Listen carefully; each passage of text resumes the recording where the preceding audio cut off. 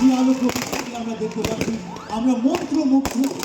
আজকে সবাইকে অনুরোধ করব মাঠের পর চোখ রাখার জন্য আকাশের দিকে, কারণ এই অসাধারণ আতশবাজি প্রদর্শনী আকাশে রঙিন হয়ে উঠছে, আলোকিত হয়ে উঠছে এই মুহূর্তটি।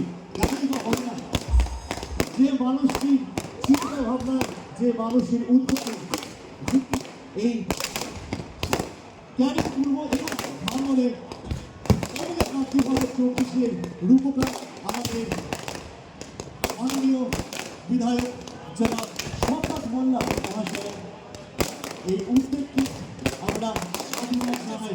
এবং অবশ্যই এটা শুধু ফুটবল খেলা নয়, এটা কিন্তু আমরা বলতে পারি একটা উৎসব, ফুটবলের উৎসব যদি 1 মাস ধরে চলতে আমাদের চলবে।